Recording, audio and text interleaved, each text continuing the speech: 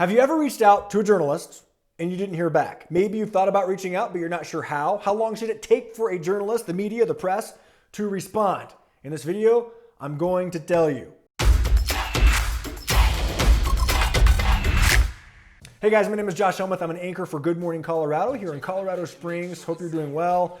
I'm anchoring right now from my no frills dining room island because of COVID. But I wanted to share with you an email that prompted me to make this video. More on that in a second. But before I do, if you're a journalist and you have tips on how people should reach out, how you think people should reach out to you, please comment below. Subscribe if you'd like to learn more, get more tips on how to be good at broadcast TV news. And if you're a regular member of society and you want to learn more about the broadcast news in general, and see some fun on this channel, hit the subscribe button, and also comment below too if you've experienced a delay in trying to speak with a journalist. Okay, so I got this email this morning, the whole station did actually, that prompted me to make this video. It comes from a man named Brian, and it reads, I'm 63 years old, in poor health, landlord's kicking me out, and my wife wants to fix up the place.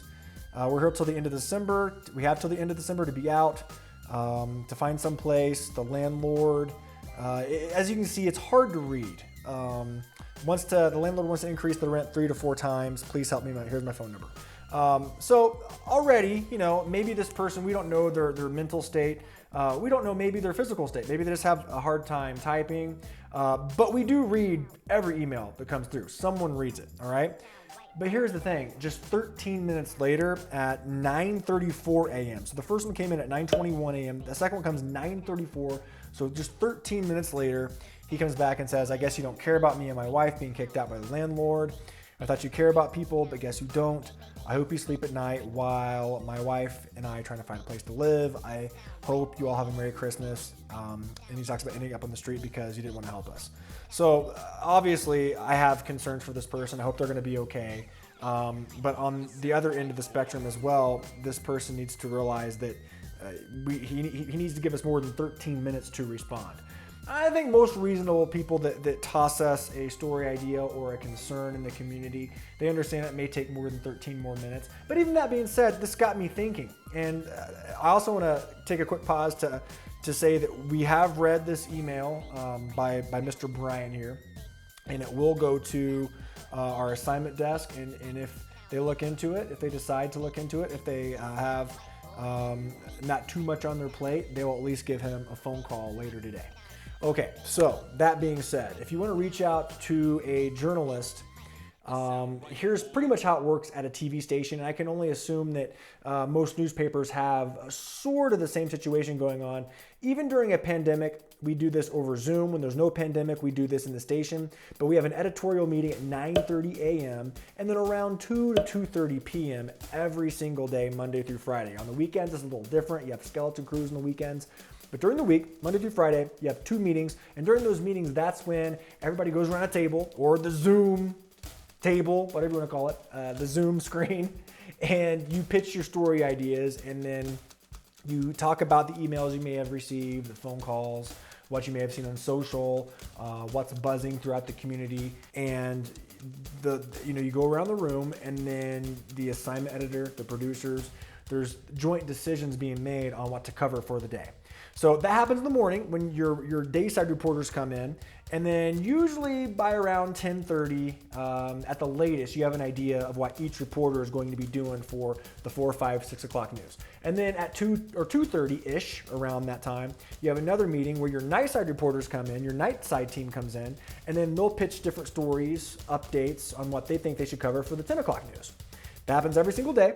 So that being said, if you want to reach out to a journalist, especially at a TV station, because that's what my expertise is in, if you want to reach out, the best time to do it is probably very early in the morning. And that's what Mr. Brian did here. He did email us at 9:21, but the editorial meeting doesn't even start till 9:30, and they're not going to make a decision till 10 at the earliest, possibly 10:30 on what everybody's covering. If you contact a station in the morning, and it is a legitimate concern, you might hear back by 10, 10:30, maybe 11 at the latest. The best thing to do, however, is to contact a reporter specifically.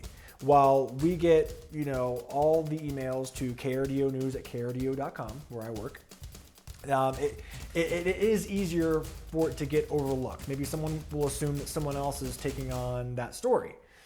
The best thing to do, contact journalists directly. Even if that's on social media, you can call the station directly and ask for a specific reporter. If you can't get through to a specific reporter, ask for the assignment editor. Okay, that's the TV station, the assignment desk editor. The assignment editor usually helps make the decisions on what reporters are covering which story for the day. All right. If you have a story that requires an investigation, and in Mr. Bryan's case, this may be the case. So if there is something here, if he's not well, if his landlord is breaking the law, or at least just breaking some sort of code of conduct, just a code of ethics, maybe this is a story where our investigative team can look into it. Now, that being said, most stations, unless you're in a very large city, most stations have a very small team of investigative journalists.